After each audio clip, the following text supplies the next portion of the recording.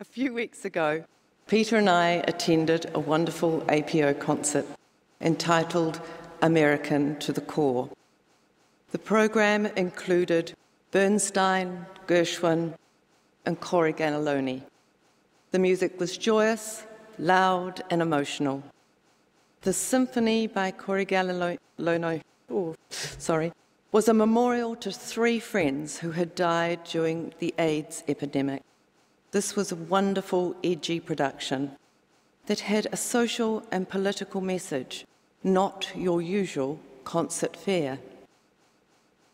At the interval, I went outside and looked across the road at the night shelter in Airedale Street, where a few hours earlier I had referred a man who had been brought into the mission by the police. This was an auspicious night for the shelter. It would be the last night emergency accommodation would be available in Airedale Street.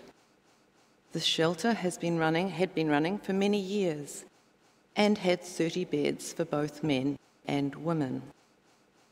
What struck me as inequitable and short-sighted was that Hamilton has just opened their own shelter, Wellington and Christchurch has one, but Auckland, with 1.5 million people, cannot keep this facility operating.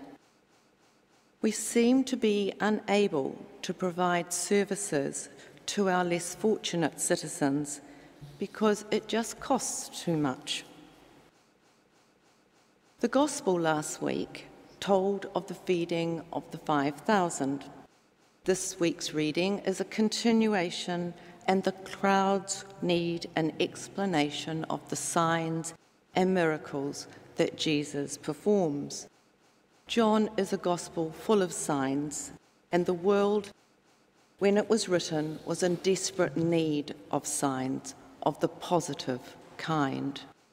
The followers of Jesus had been expelled from the synagogues, the temple in Jerusalem had been destroyed, the followers were being persecuted by the Romans and have lost all connection with their Jewish roots. This 2nd century world included homelessness, overcrowding, dislocation, unemployment, and hunger. Not that dissimilar to our current world for many, whether they live in the US, Africa, Europe, or Aotearoa. Rowan Williams, the Archbishop of Canterbury, has recently described David Cameron's concept of the big society as aspirational waffle designed to conceal a deeply damaging withdrawal from the state from its responsibilities to the most vulnerable. This description of the British society could be so easily transposed to our own. In fact, this article states that there are 7 million families living on the edge of poverty in Britain, and the effect on their health, relationships, and capacity to flourish is devastating.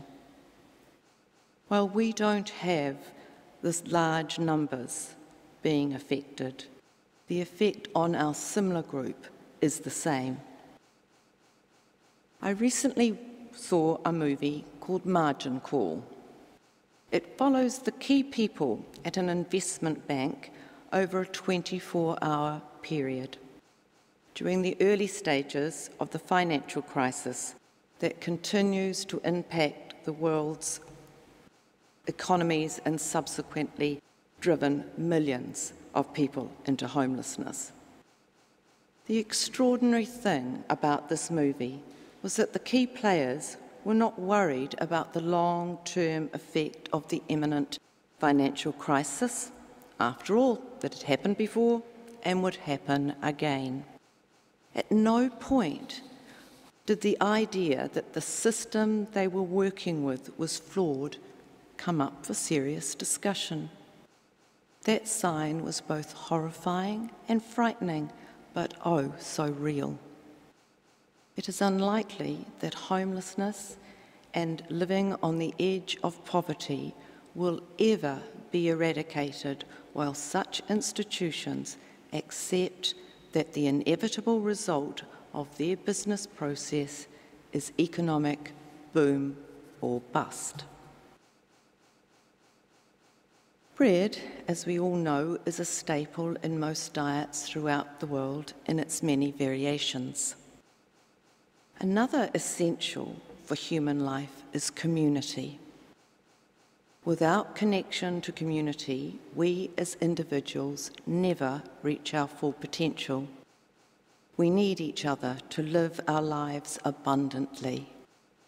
The statement, "I am the bread of life," was quite challenging for those listeners, as it is for us. What was being implied? The challenge is to see which things perish and which things endure, and to embed ourselves, to abide in, to focus our living on things that endure. Are there signs in our lives that we are ignoring, or are there things that we want more proof of in order to believe?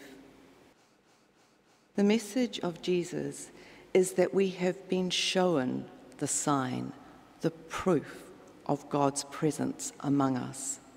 We just need to see it. God has already provided all that is needed for life and community. Our souls are nurtured, some might say fed, by doing his work in God's world. Working in hospitals, social services, food banks, or with the homeless, all of these works flow from the practical demonstration of Jesus feeding the 5,000. Through sharing, we can help others experience the abundance of life that Jesus speaks of later in this gospel. Sharing the essentials of life, like bread, means that we are caring for God by caring for each other. We too can be a sign of God's presence in God's world. We have bread and love to share by the grace of God. What sign is God calling us to be as individuals and as a church? Remember, a sign is an action that has the potential of revealing God's presence in order to generate belief. We as a church community have begun an exercise of looking at ourselves and what we would like to see ourselves as an inner church. I really enjoyed meeting both new and more established members of the congregation and hearing why they came to St Matthew's and what they would like to see St Matthew's become.